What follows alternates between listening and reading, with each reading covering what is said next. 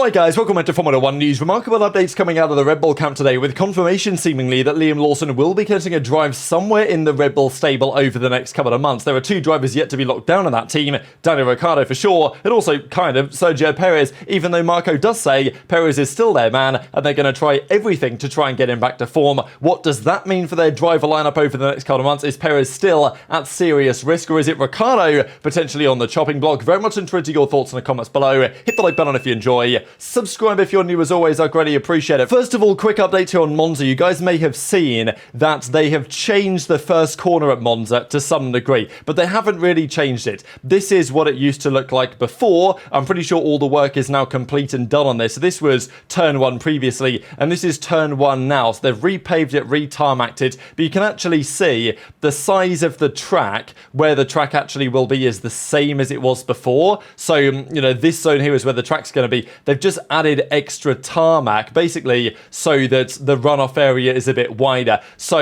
let's say the track limits are going to be the same, I'm pretty sure is the plan here, but it seems like they're going to add some extra area where the gravel used to be, so you can potentially run side by side a little bit more, despite the fact that actually the track is going to technically be the same. Couple of driver market things. According to Autosprint, who yesterday said Newey to Aston is a done deal, they leaked all the rumours about Vasseur and Newey and all the stuff on that. We talked about it in yesterday's video. They're now saying today Antonelli to Mercedes is a done deal, and they're going to announce it at Monza, which does make a bit of sense. Italian Grand Prix, announcing Antonelli, Italian press. I don't know, it seems plausible to me. The question, I guess, is what if Max changes his mind? Because Toto has been waiting on Max, and it feels like now they've made their decision. Mercedes, Antonelli's going to be the man to replace Hamilton, and that is a big call, and that is a risky call potentially. We talked about it over the last several months, to be perfectly honest. But what if Max now turns around and says, actually, you know what, I want to drive for Merc next year? You know, I'm sure they'd be able to find a way to do it. I don't know if they're going to have some sort of clause in Antonelli's contract that says, hey, look, if over the next 2 months Max quits Red Bull, then sorry, brother, like, you're going to be on the sidelines for another year. But of course, the Williams opportunity now is also gone. Like, it's not like they can just send him there for a year. Williams have locked down their Sainz-Albon pairing. Alpine reportedly have locked down their driver pairing as well. They're keeping Gasly, but today Kim Illman put a video out on his Instagram where he just straight up said Jack Doohan is going to drive for Alpine F1. Now, it seems like he either uploaded, this is my theory anyway, because he uploaded a video on his YouTube today, Kim Illman, talking about like a recap of the season, and he's just uploaded the same thing in an Instagram format. So I'm guessing he put this on there by mistake, and he actually meant to put the other one up. I don't really know. But clearly he either recorded this, not knowing if it's true or not, and has, you know, basically got it prepared just in case it does happen, so he can upload it immediately as and when it could be confirmed, or he actually knows it's going to be confirmed.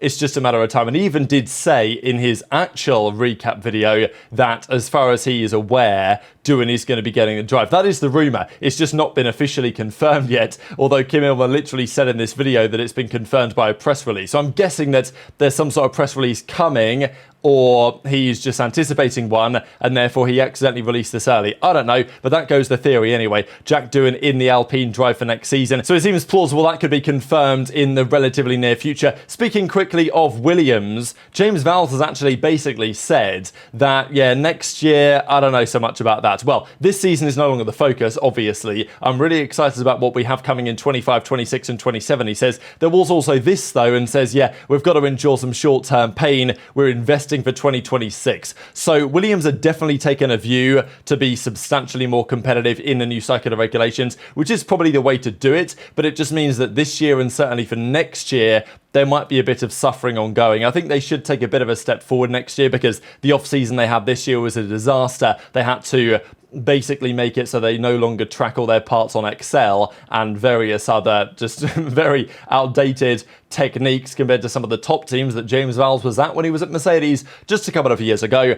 But is Sainz going to be happy with sitting around in a poor car in 25 hoping 26 is better? Well, maybe that's fine, but he of course also could have done that at Audi, right, or Sauber as it presently is. But talking of the Red Bull situation here, Verstappen was talking about the way that the season's been going so far, and obviously over the last 7 or 8 rounds, it's not been ideal for Max by any stretch of the imagination. And as he says, it's only really the fact that other drivers are taking points off each other that Max is still maintaining and even extending this championship lead. These are over the last 5 rounds. We have points scored by a number of teams, chiefly McLaren and Mercedes, but especially in the case of McLaren, actually Piastri has scored 56% of the points over the last 5 rounds. We can see what the percentages are here at Red Bull, and obviously the percentages at Mercedes is a bit skewed, you know, for Merc in a way, just because Russell had the disqualification. He DNF'd, not of his own doing, back at Silverstone, but you know, this is the reason why Hamilton's catching up, and the reason why Norris is actually even falling behind somewhat, despite the fact that Max has not scored as many points. Like, he's scored significantly more than Lando over the last few rounds, which is not what Norris needed. And if Mercedes were not competitive, if Ferrari were absolutely nowhere, then sure, Lando would probably have gained points on Red Bull and Max, but that's not how it's been. Especially because Mercedes have recovered the most compared to the start of the year. Since the start of this season, they've gained 4 tenths in quali pace compared to Red Bull and 7 tenths in race pace compared to Red Bull. So this is, again, the question for you guys, really. We've talked about this before.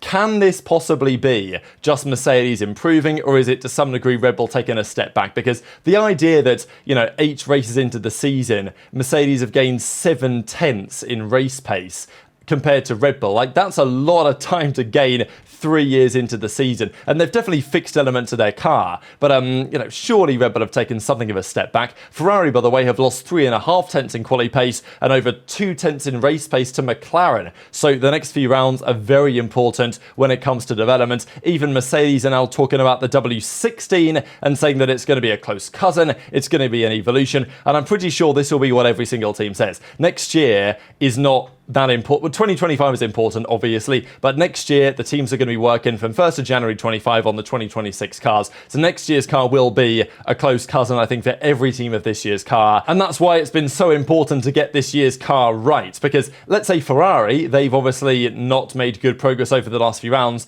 If they can't correct that trajectory, next year's kind of screwed as well. Because next year, Ferrari, as every other team, has to give as much attention as they can to 2026. And if a close cousin and a small evolution of this year's car doesn't work next year, then it might be cooked for some of those teams. Let's talk about the Red Bull situation, though, because this is what's going on right now at Red Bull. Helmut Marko is talking about things, and Helmut Marko, back to his best as always, absolutely yapping here to the media. The question is, does he really have any power anymore? Because if Marko had the power, Perez would be long gone. There's no doubt about that in my mind. But that's obviously not how things are. And Marko's talking to the media as if that he still has some sort of control, but it seems pretty clear to most on the outside that no, it's Christian Horner who is calling the shots over there now, pretty much exclusively, it seems. Because even Helmut Marko is saying, yep, Perez is still our best solution. He doesn't have to get faster, just more consistent. Now, there's obviously some funny words to be said on that immediately, right? Because it's like, well, Perez is pretty consistent, right? Consistently scoring between 0 and 5 points. So pretty consistent on a weekend-to-weekend basis. Consistently out in Q1 or Q2. Consistently finishing P8. Pretty impressive consistency.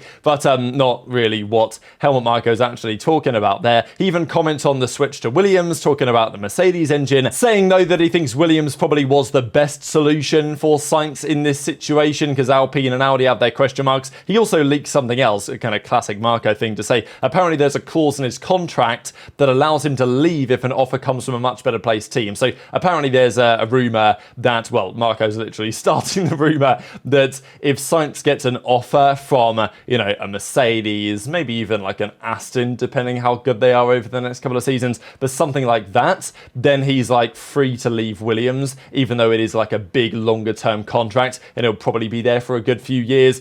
But the driver situation at Red Bull does not include Sainz. It does include Daniel Ricciardo, but I don't know for how long, because Marko says Daniel was put in the car, and if he would have been significantly faster than Yuki, there was an idea to bring him back to Red Bull Racing, but he also has had this up and down. So far, he doesn't fulfill the criteria to be a Red Bull Racing driver. But, you know, somehow Perez does, even though would Ricciardo be doing a worse job than Perez? I have a very difficult time believing that. The question is, they've got 5 drivers and they've got 4 seats. So what do you do about Liam Lawson? And Marko actually says they're going to announce what happens with Lawson in September. It has been planned for some time that he would be able to gain more F1 experience in Imola. Even though the competition would like to use him on loan, he is not available for that. So, there's rumours that like Audi, for example, would like to loan out Lawson or sign him for a year or something. But Red Bull are like, no, we're going to use him for our own purposes, and says we rate him highly and he will get his chance. Just wait. September, you will have an answer. So, as RBR Daily say, that sounds quite a lot like he's got a seat, right? Sounds kind of a lot like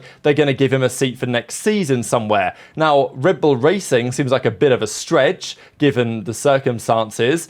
You'd think he's got to go to RB if he's going to go anywhere, especially given that they've said, oh no, it's back to a junior team again. We're going to be developing drivers at VCarb. That's the whole point of it. So what does that mean for their actual drivers elsewhere? Because first of all, the September timeline is interesting because there's a rumour going around that Perez, sure, they kept him after Spa. Maybe they should have done, maybe they shouldn't have done. We heard rumours as to why they actually kept him, and Helmut Marko addresses those in just a couple of seconds.